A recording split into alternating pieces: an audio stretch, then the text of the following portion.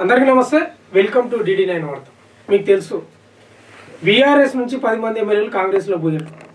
దానిపై బీఆర్ఎస్ నాయకులు చాలా పోరాడుతున్నారు కూడా. పోయినంబడే స్పీకర్కు వినతి పత్రం ఇచ్చిండ్రు, హైకోర్టుకు పోయినరు, పనులు కాలేదు. ఇక లాభం లేదని సుప్రీంకోర్టుకు పోయినరు. సుప్రీంకోర్టుకు పోతే వాదనలు జరిగి ఈ మధ్య కాలంలోనే మీకు గుర్తుంటుంది, స్పీకర్ 3 నెలలు ఏదో నిర్ణయం తీసుకోవాలని ఆదేశాలు జారీ చేసింది. ఇక స్పీకర్ కూడా ఇప్పటికే మీకు తెలుసు 5 మందికి నోటీసులు జారీ చేసిండు. మీరు ఏ పార్టీలో ఉన్నారు, ఏం కథ. ఇంకా వాళ్ళు మేము బీఆర్ఎస్లో ఉన్నామని వాళ్ళు చెప్పుకున్నారు.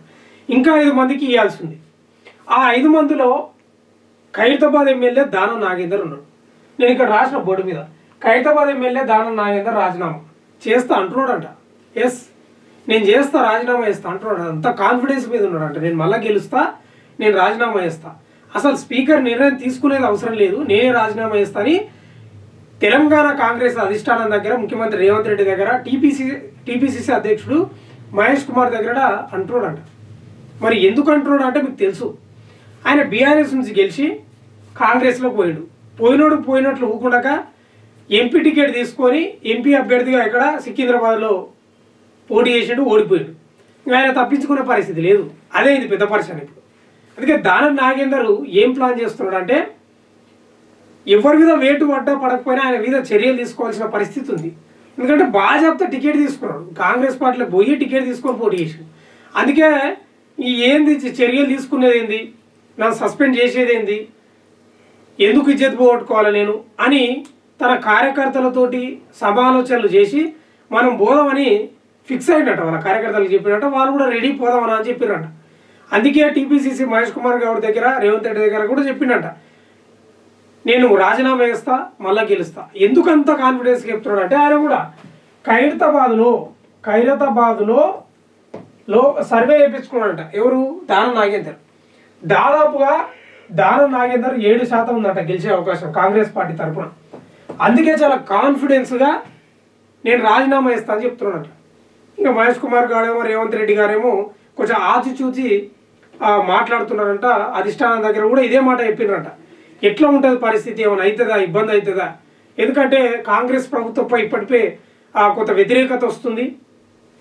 వ్యతిరేకతను మళ్ళా ఏ రకంగా పోతుందో, ఎక్కడ పోతుందో, ప్రజల నుంచి మళ్ళా పాలన ఎటుపోతుందో, రేవంత్ రెడ్డి గారేమో గొప్పగా చెప్పుకుంటున్నాడు, ఈ ఎన్నికతోటి ఓడిపోతే ఇజ్జత్ పోయే పరిస్థితి ఉంటుందని ఆచితూచి అడుగులు వేస్తున్నారంట. కానీ వాస్తవంగా కూడా మనం మాట్లాడుకుంటే బీఆర్ఎస్ వాళ్ళు చాలా పోరాటం చేయరు. మీరు చూసారు కదా, సుప్రీంకోర్టుకు పోయి వాళ్ళు కలిసికట్టుగా పోరాడినరు, నోటీసులు కూడా ఇస్తున్నాడు కేసీఆర్.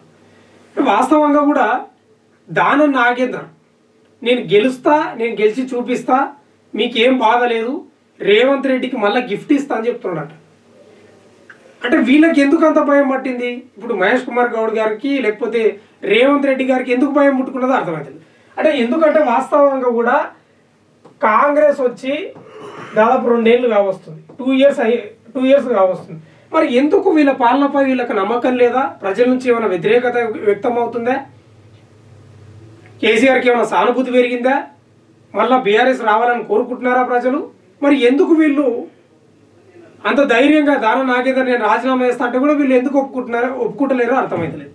వాస్తవంగా కూడా మనం చూసుకుంటే పరిణామాలు తెలంగాణలో చాలా రంజుగా జరుగుతున్నాయి. అక్కడ బీఆర్ఎస్ వ్యూహం కానీ, అక్కడ వాళ్ళ కొట్లాట వాళ్ళకుంది. బీజేపీ ఏమో చేరికలను ప్రోత్సహిస్తుంది, కాంగ్రెస్ ఏమో వీళ్ళ పాలన వీళ్ళు చేస్తున్నారు, అది ముందలు కోతలేదు, వెనుకకి వస్తలేదు. ఆ రకంగా ఇప్పుడు యూరియా కొరత, పింఛన్లు పెంచలేదు, హైడ్రా తెచ్చి చాలా ఇబ్బందుల పాలైంది. అంటే ఓ రకంగా మంచి చేస్తుంది, కాదంటలేము. ఆ పేదల దగ్గరికి పోయి మొత్తం మీకు విషయం తెలుసా, దానం నాగేందర్ వ్యతిరేకించాడు హైడ్రాను.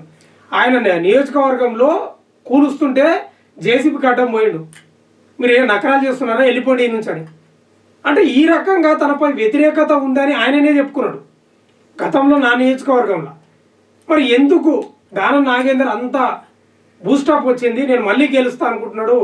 ఆయనకి ఏం నమ్మకం కలిగిందో సర్వే చేయించుకుంటే గెలుస్తానన్న సర్వే వచ్చిందట. మరి రేవంత్ రెడ్డి గారికి ఎందుకు అంతగా భయపడుతున్నాడు అనేది పెద్ద ప్రశ్నార్థకంగా మారింది. అందుకే ఇక్కడ ప్రధానంగా మనం చెప్పుకోవాల్సింది ఏంటంటే,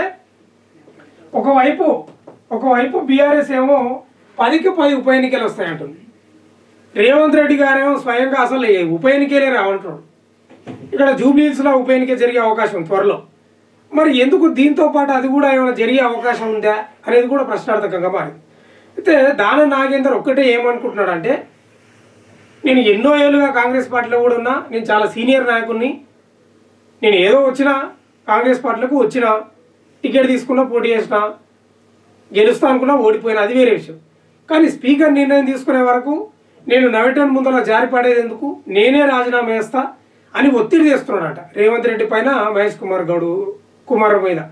మరి వాళ్ళేమో వెనుకడిగేస్తున్న పరిస్థితి కనిపిస్తుంది. అంటే ఓ రకంగా కాంగ్రెస్ అధిష్టానం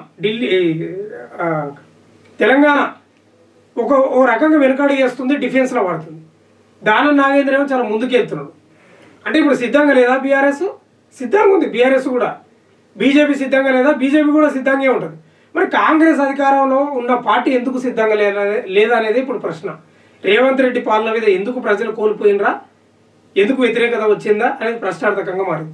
కానీ ఏదేమైనా ఖచ్చితంగా అయితే ఉప ఎన్నికలు అయితే ఒకటో రెండో ఏదో అయితే వచ్చినట్లుండే. జూబ్లీహిల్స్ అయితే అది వేరే విషయం. కానీ ఈ 10 మంది మారిన ఎమ్మెల్యేల విషయంలో దానం నాగేందర్, కడియం శ్రీహరి, తెల్ల వెంకట్రావు వీళ్ళపై వేటు పడే అవకాశాలు కనిపిస్తున్నాయి. వీళ్ళు ఆ మధ్యకాలంలో కూడా మీటింగ్ పెట్టుకున్నారట, స్పీకర్ నిర్ణయం తీసుకునేది మనమే రాజీనామా చేద్దామని. ఇక ఇప్పుడు కొత్తగా ఎవరు మన కడియం శ్రీహరి, నేను కవిత వల్లనే పార్టీకి రాజీనామా చేసిన అంటున్నాడు. కవిత ఇష్యూ నచ్చకనే అంత బీఆర్ఎస్ పార్టీలో ఇజ్జత్ పోయింది. ఆమె లిక్కర్ స్కామ్లో జైలుకు పోవడం వల్ల. వీళ్ళ అవినీతి ఏంది, ఒక ఆడబిడ్డ అయి ఉండి లిక్కర్ స్కామ్ ఏం చేయడం ఏంది అనేది నా మనసు బాలేక నాకు నచ్చగానే వచ్చిన అని చెప్పాడు. గతంలో ఏం చెప్పిండు, నేను అభివృద్ధి కోసం వచ్చిన అని చెప్పిండు. ఎవరి మాటలు నమ్మల్లో ఏం కథనో తెలియదు. కానీ మొత్తం మీద అయితే దానం నాగేందర్ రాజీనామాకు సిద్ధంగా ఉన్నాడంట, రేవంత్ రెడ్డి సిద్ధంగా లేడంట. చూద్దాం ఏం జరగబోతుందో.